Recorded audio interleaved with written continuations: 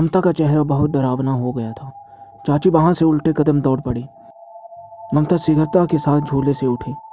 चाची के पीछे दौड़ ममता ने उन्हें वहीं गिराया और वहीं मार डाला। चाची की चीख दादा दादी ने सुन ली थी। वे दोनों हड़बड़ा कर उठे और कमरे से बाहर निकल आए। तभी उन्होंने दूर से देखा कि ममता अपनी डरावनी शक्ल के साथ उनकी तरफ बढ़ रही थी। वे दोनों भी वहाँ से भागे। दौड़ते हुए दादा दादी बोले, हे भगवान, ये ममता को क्या हो गया? तभी दादाजी ने कहा, ममता एक बुरे साए की चपेट में है। फिर जल्दी से वे दोनों कमरे में आ गए। ममता अधीर कदमों के साथ उन दोनों की तरफ बढ़ रही थी। उसका यह डरावना रूप देख दादा दादी दोनों का ही बुरा हाल था।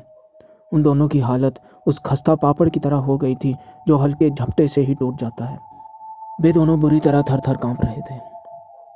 दरवाज़ा मजबूती से बंद करके वे एक साथ खड़े हो गए और बराबर ईश्वर को याद कर रहे थे। अचानक दरवाजे पर जोर जोर से दस्तक होने लगी। ऐसा लगा जैसे कोई घूंसे मार रहा हो।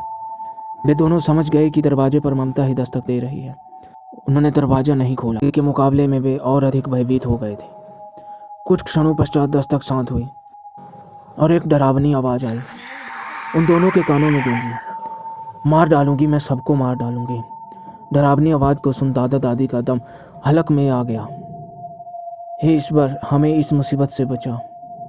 तभी उस डरावनी आवाज़ में ममता ने कहा, कोई नहीं बचेगा, सबको मार डालूंगी।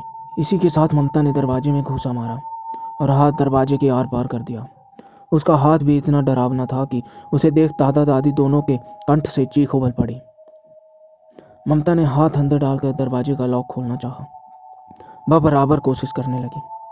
अपने बचाव के लिए ममता के दादा ने समूचे कमरे में नज़र दौड़ाते हुए कोई ऐसी वस्तु हाथ में लेनी चाहिए जिससे कि वह ममता से अपना बचाव करने में सफल हो सके। तभी उनकी नज़र दीवार पर टंगी एक तलवार पर पड़ गई।